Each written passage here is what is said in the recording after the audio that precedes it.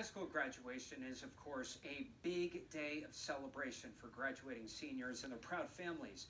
And a state lawmaker is looking for a creative way to save that special moment amid the pandemic. Dan Bazil spoke with Senator Jim Tedisco about that.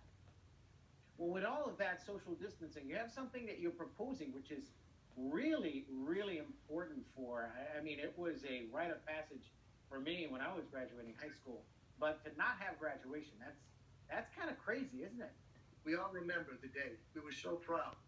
Our class walked across the stage. The principal, the superintendent, gave us that diploma. We held it up. And in the crowd was our family, our loved ones, our peers, all our friends. And we had a celebration. And that's a memory that will last forever. Well, that memory may not take place right now.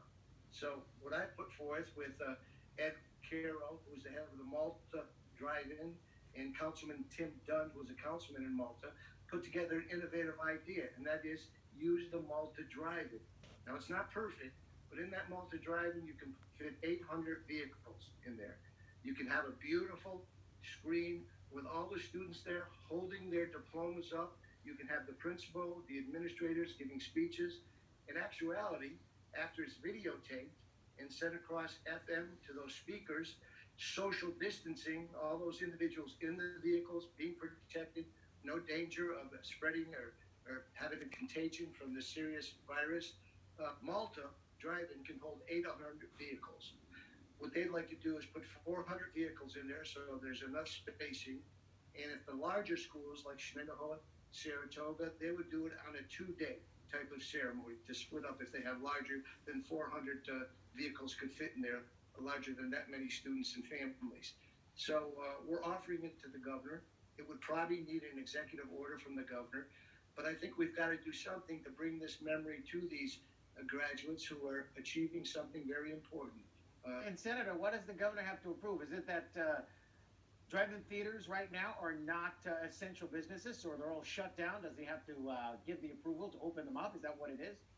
With the spacing of the vehicles, he would have to do an executive order, I believe, to say for that usage for drive-in theaters. And by the way, there are 27 drive-in theaters across the state. There are 2 in my 49 senatorial district.